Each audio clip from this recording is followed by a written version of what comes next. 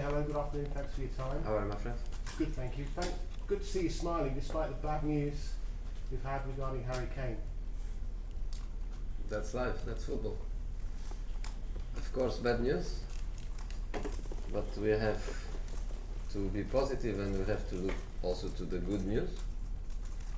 And good news are that before the end of the month we have two new players, Lloris and Ben Davies, and these are good news. Lloris never played the game for me. Ben played one and very very well in a system that we were trying to develop and was only possible with him because he's the one left back that can play in that inside position, because of course Danny Rose is a pure left back and Jan Vertonghen is not even a left back, and Ryan Sessegnon is learning how to be a left back, so Ben was very important for our project, but then he disappeared after West Ham. So it's good news. By the end of the month we have these two new players, but of course Harry is important, is irreplaceable. There is no player that can replace Harry Kane, and Musa was playing so well with us also since I arrived. I think one of our best performers. And the bad news is that it's not something like, okay, a couple of weeks and they are back. It's not a couple of weeks and they are back. It's surgery and a long time. But I think I never spoke about Lloris in my first 2 months in here. And if you allow me, I don't know if you are going to allow me, but if you allow me, I would like not to speak about Harry Kane and Moussa Sissoko until they are back. So let's try to speak about them everything today, because I know that you are desperate to speak about them. How much of a boost will it be to have world-class, World Cup winning goalkeeper back? I know Gazaniga's done well for you, but will that be a real boost for you? It's very important. As captain with Harry, we lose one, it's nice to recover the last one. Experience, the way he plays speaking, because I think it's very very important for a goalkeeper to play at the same time he speaks. But you are right, we have a goalkeeper that is doing his best, and we have confidence on him. But for Hugo to be back after such an important injury is good, and at the same time for the medical department opens some space for them. Some people is leaving the medical room, some people is coming. Is there an area in the medical department that has a plate saying Hugo Lloris? Because he's there every day for the past 3 months. So one out, others in. And I know you want to speak about Harry, and it's normal that everybody wants to speak. I don't want to speak, because if I speak too much I get a bit depressed, and then you are going to say that I am miserable and depressed and in a bad mood. So it's better to speak about things that make me laugh. Something else that might put you in a bad mood, and Dombele, any news on him? He's not playing tomorrow. He's not playing tomorrow, so the news are not positive, because what we are focused is on the game tomorrow. I know that football doesn't end tomorrow. I know that Tuesday we have a very important game for the cup. I know that Saturday we have a very important game for the Premier League again. I know that is coming Champions League in a couple of months, but the focus is on tomorrow. And for tomorrow, we don't recover any player from the injury list that we have. I know you're not a big user of the January transfer window historically, and I know the club have said they prefer not to dip into the market, but does the situation about he who shall not be mentioned change that at all? You are a good guy, but I knew that the question was coming from you or from somebody else. You know, it's not me. I think even the coaches without injuries, even the coaches without problems in the squad, even the coaches with the best squads, with, let's say for example even Jurgen with the best team, with amazing players and amazing squads, he was happy to do a new player. So we are all the same. But the reality is that when I came here 2 months ago, I knew the situation. I didn't knew that, of course, I was going to lose Harry and Musa for so long. But I knew that the situation was about to try to get the best out of the players that we have, and that doesn't change. So I'm focused on the work. I'm focused on the game tomorrow. If the boss arrives with a solution that can help us to face these difficult months that we are going to have ahead of us, then be it, then welcome. But if we don't find the right solution, the right opportunity, then we are going to wait for the next summer to try to make the right decisions for the evolution of the team. So let's wait calm, but in this moment my focus is total on the players that we have available. That's the way it is. Liverpool flying, you've had these setbacks spoken about. Everyone fancies Liverpool to break a European-wide record tomorrow. Isn't that why you came into football, for such a challenge, this game? Of course it is. But this Liverpool situation, when we were colleagues, when I was working with you, I told that Liverpool was going to be champion, and this was like 3 months ago.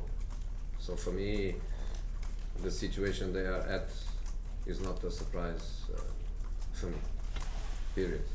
It's the best team in our competition. Just to say that, I could say more than that, but they are the best team in our Premier League, and of course it's a big challenge for us to play against them. We would prefer to play against them with everybody available. We would prefer, of course, to have much more options to try to go in a direction that make us more solid, more happy, more confident. But again, that's the way it is, and we work well during the week, and the boys that are available, of course, they are happy to play, and when somebody doesn't play, you open an opportunity for somebody else. And we know the situation, we know how good they are. We can imagine that in this room probably only 2 persons think that we can win. Maybe only 2, but we believe. No, we believe. We have to believe. Your final appearance. If you don't believe, you get out, man. Your final appearance in the Sky Studios was United holding Liverpool to a draw. You said that Jurgen Klopp didn't like the menu. He wanted meat and he got fish. Are you going to serve up fish? You know, in that moment I was not a football coach. I was a pundit, and that's a different situation. And I made my comment because in that moment I felt that United did very well, and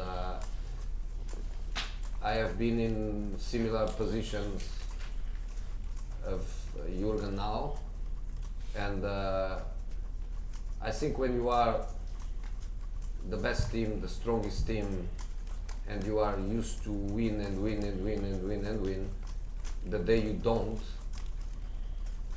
come on, praise the guys. And I felt that in that match, again, everybody was expecting Liverpool to win the match. United was with some problems. United was not getting good results, and I think in that match, Solskjaer and the players, they did a very good job to almost win against Liverpool. So after the game, I felt that as a pundit, I should be protective, let's say, of the team that had an outstanding effort. And honestly, they could win. They were very close. They were more close to win than to lose. So I think United did a very good performance according to their potential at the time. And as a pundit, I decide to be on their side and not on the strongest side. And if anyone can stop Liverpool, it's you. You've done it before. No, not me. Not me. I never stopped Liverpool. My teams, sometimes they did it, but not me. So. Jose, hello. You mentioned only 2 people think you can beat Liverpool tomorrow. Was that? Don't tell me you are the third. It's possible. You've done it at Anfield in 2014. Is this feel similar? That famous game when you had a lot of injuries and Gerrard slips? No, we didn't have lots of injuries. We had a Champions League semi-final to play 2 days after, and we had to play Liverpool while Atletico Madrid was playing on a Friday. But that is English football. That's what it is. We are going to have some couple of weeks without football, but then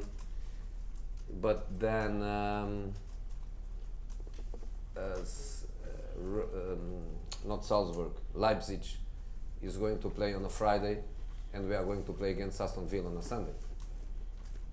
That's the way it is, and that was what happened at that time. Nothing to do with injuries. In this moment, we have lots of injuries, but again, if I think about the injuries, if I think about who is not playing, I'm not as confident and motivated as I am. So I have to focus on what we did during the week, the enthusiasm that the boys put in the work, the motivation that you must have to play against the best teams, because when you play against the best teams, or you are confident or you are not confident. If you are not confident, it's better to stay at home. If you are confident, it's not going to be easy, but you are confident and you go with everything you have, and that's what I want the boys to do. We go with everything we have. Jurgen Klopp said this morning that his team's going to be unpredictable. What do you think he's planning? I think he has so much in his hands that he can be what he wants. He can be unpredictable. He can be what he wants. He can play with Firmino as a 9, he can play with Firmino as a 10, he can play with Salah and Mane wide, he can play with Salah and Mane strikers with Firmino dropping back, he can play Shaqiri and decide to change lots of things, he can play Origi, he has so many things to do, he can do so many things that yes, he can be unpredictable, yes. It's more difficult for somebody that plays against them exactly because they have the potential to that unpredictability. And you mentioned about Daniel Levy finding solutions in the transfer market. Have you given him a list of players? Do you plan on giving him a list of players? No. This is not about a list of players, you know. The January market is a strange market. It's not a easy market to be in. I don't think it is an easy one. It's a market of opportunities. It's a market where an opportunity arises and you have the conditions to do it or not to do it. So we have to be calm and not to think about the market. Let the market think about us. Thanks. Jose, games like this in the media are billed as Klopp against Mourinho. In big games like this, do you feel the spotlight, the cameras, and all eyes on you in the dugout? The cameras I feel because they are going to be on my face. I walk on the tunnel, the camera will be on my face. Even before the game finished, the camera is on my face. These guys is 24 hours per day. Only when I go to the toilet, they are not coming with me. Apart of that, they are always with me. But of course you feel it, but disturb it. Only Amazon disturbs me, not the cameras on match day. I have no time to think about it. So, of course, it's not me against Jurgen or Jurgen against me. Big match. Tottenham, Liverpool. Let's enjoy it. Finally for me, how much influence can you have when you're on the touchline or in the dugout? With most of the work done Monday to Friday. I believe it's more on Monday to Friday. I always think that during the week I always win. I always feel that I win easy. And I think every manager feels the same because the way you work, the way you think, what you project, the exercises that you find, the way you work with the players, you always feel that you are going to win. Then the match has a different story. And can we have influence during the game? Sometimes yes, sometimes no. Sometimes the game comes in your direction and you have to do things and it works, and sometimes you can affect the game. But I think since the moment the referee whistled for the first time, I think unpredictable, and the boys are the ones, not us. I'm talking about that, about the practice and the performance. Are you happy in the way that the players are putting in practice your philosophy? With 2 months now working with them, are you? It's not working with them. It's not 2 months. It's a few days. 2 months with them, but not 2 months working with them on the pitch. I think was the second week that we had the possibility to work on the pitch. It was the second week on these maybe 8 weeks that I'm here. We don't train. We did it this week. We did it previous week some time ago, and a part of that, no time to work. So it's not about 2 months. So of course I'm not happy. Of course I want to improve so many things. It has to be step by step. As I was saying in the other day, I arrived December, right? November. I think you're gonna arrive in Liverpool on October, if I'm not wrong. October 5 years ago. So step by step, calm. You have to go calm. Okay, go. One from Ellie here. Yeah, okay, Ellie. Jose, Roy Hodgson said today that Crystal Palace are working hard to bring in Carl Walker-Peters. Just wondered what the situation was from your side of things. If Mr. Roy told that, I'm not going to deny. But I don't know. Of course I believe in him. Of course if he says that, it's because Crystal Palace is trying to do it, is working on it. And I will wait for news coming from my boss. So I will wait. But it's good to know that Mr. Roy is open about it and don't try to hide. So if they have that objective, of course I will be informed by my people. Would you have to replace him though? I'd have another right back come in. Let me wait. Let me wait for news. In this moment is interest, no? Is nothing done. So let's wait. Take one here and then finish with Charlie. One, please. Okay. Tottenham as a team, and you yourself have a history with spoiling parties, like by winning against teams with unbeaten runs or winning run. Is that adding more challenge for you in this match facing Liverpool? No. No. I don't remember if I stopped any unbeaten. I don't know. I remember that one day Manchester United stopped my team unbeatable run of, I think, 12 months or 13 months or something like that. I also remember that I think it was Sunderland that stopped my unbeaten run of years and years and years of not losing a match at home. So I remember more the teams that stop my runs than me stopping runs. I don't know anything about that. Charlie, to finish. How differently does the team need to attack without Harry Kane in the team? Sorry to mention. I think that's something that I'm not happy to tell you. I like the question. I would also make that question if I was in there, but it's something that ask the Amazon guys.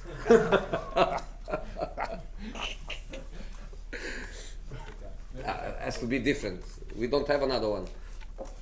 There is not a striker in the squad. It's easy. Easy. We have only one. Is not. We don't have another one. So I think you know that, and that's why your question is coming. You know that you cannot play like we normally play when Harry Kane is in the team. You know that. That's why your answer comes. So the only thing I can tell you is that of course we cannot do the same way we do with Harry. Right. Okay. We have the cameras off now, please. Thank you.